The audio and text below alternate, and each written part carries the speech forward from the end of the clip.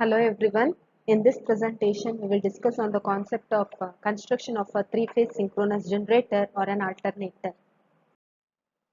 This is the basic diagram for the construction of a three-phase synchronous generator or an alternator. The main part of synchronous generator or an alternator will be in terms of stator as well as rotor. Stator means it is a stationary part.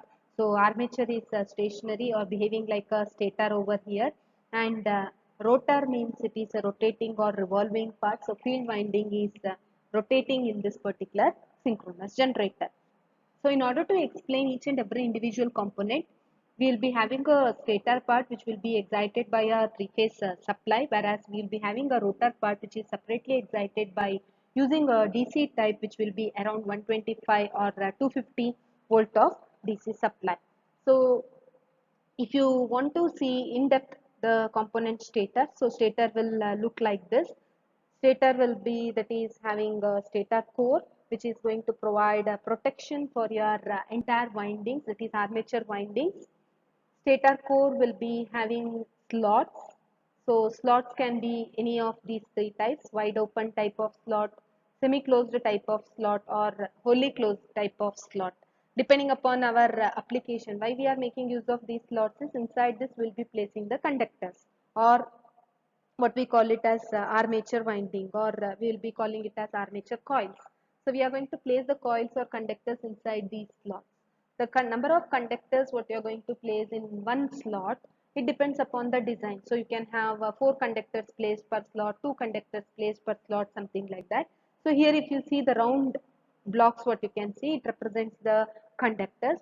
So usually we are making use of copper material for the conductors. So stator core will be made up of silicon steel laminations. So we are going to provide the steel laminations or laminated constructions is used for the stator core, so that we are not having much amount of eddy current losses. That's what we have studied in case of the transformer construction also. So laminated construction we are going to make use in case of stator core, so that there is no much eddy current loss, and we are going to choose the material in such a way that it is going to reduce the hysteresis loss as well. Apart from that, we will be having an insulation which is going to be provided for a slot. So the slots are cut in its inner periphery, and all the stator stampings are pressed together, and they are fixed to a stator frame which are made up of steel plates. So we are going to have the silicon steel laminations, and we are also going to provide the ventilation with the help of the holes casted in the frame. So this is regarding the construction of the stator core. Apart from that, we'll be having the three distinct type of slots. So what slots you can see over here. So those can be any of these three types: wide open type, semi-closed type, wholly closed type of slot. So when you are going to place the conductors inside this, so if there is some damage in the conductor or some damage in the winding, if a particular conductor has failed to work, so in under such circumstances, whether it becomes easy for us to remove the conductor and replace it, so that again your synchronous generator starts to function in its normal way. So depending upon our application, we are going to choose any of these types.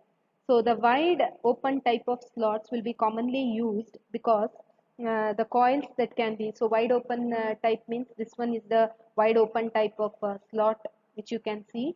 So this is very much easier to remove the conductor if it is having some sort of malfunctioning, so that it can be removed, it can be rectified what the error is, and it can be replaced once again.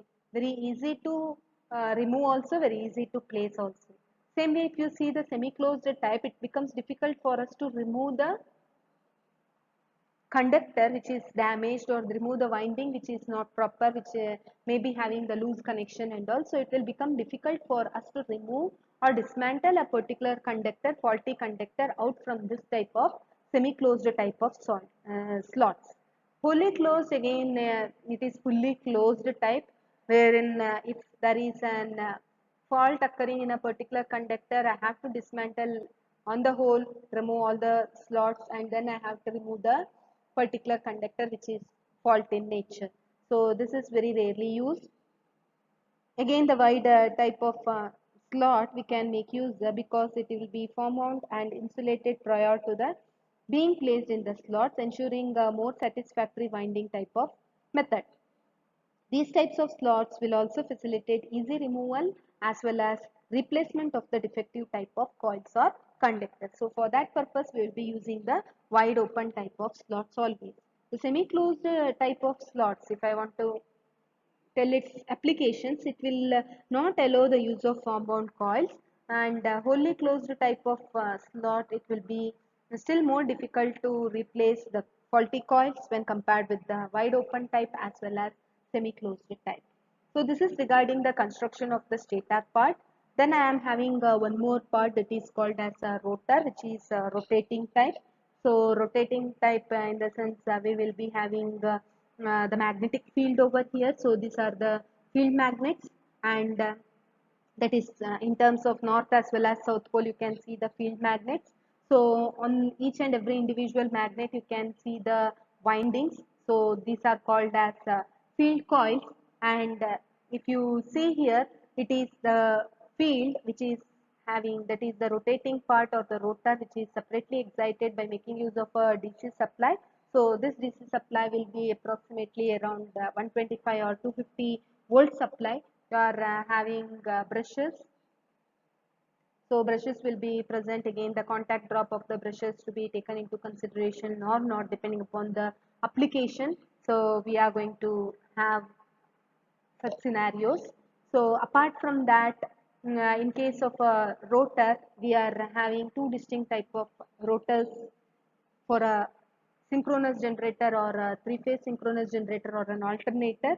So it is categorized in terms of a salient pole type as well as second one is the non-salient pole type of rotor. So this is one of the most important question asked every time in exam, that is what is the difference between salient pole type or non-salient pole type of rotor, or they may ask you to tell or explain the construction of a salient pole as well as the non-salient pole type of rotor. So in depth let us discuss what are these salient pole as well as the non-salient pole type of rotor. Before that, if you want to explain the concept of rotor, rotor is nothing but a rotating part. So rotor will be this particular part wherein you are having the field magnets in terms of north pole as well as south pole. So each and every individual magnet will be owned by a coil which is called as a field coil. Apart from that, you are having a separate excitation provided to the field which is around 125 to 250 volts. It is usually provided from a small type of DC shunt I can use, or I can make use of a DC compound type of generator which will be known as an exciter, which will be mounted on the shaft. So you are going to mount it on the shaft of a synchronous generator itself, and the excited current will be supplied to the rotor through these brushes. So there will be slip rings also attached to the brushes, and you are having brushes. So the current, exciting current will be supplied to the rotor. So apart from that, you are having two distinct types. One is called as a salient pole as well as another one is called as a non-salient pole type of rotor. So construction wise, this is the salient pole, or it is also sometimes called as projected pole type of rotor, since you can see the poles are projected out here, whereas poles are not projected out. It is called as a non-salient pole type over here. So this is the construction of a salient pole type of rotor, and right side you can see the construction of a non-salient pole type of rotor, which will also be called as a smooth cylindrical type of rotor. So why it is called as a projected pole type of rotors? So you can see this is the rotor part, and the poles are projected out from the surface of the rotor, hence the name called as projected pole type of rotor. It is resembling just like a flywheel, and a number of alternate, you can see the north pole as well as the south pole. It will be bolted through the rotor, and you are having a pole which is built up of thick type of steel laminations. Again, the lamination is very important over here. The pole faces will be shaped such that radial air gap length increases from the pole center to the pole tips. So there must be a certain air gap length which has to be maintained so that the flux distribution over the armature is sinusoidal and the waveform which is going to get generated for an EMF, it will be sinusoidal in nature. For all those purposes, you have to be very careful while designing the salient pole type or the projected pole type of rotor.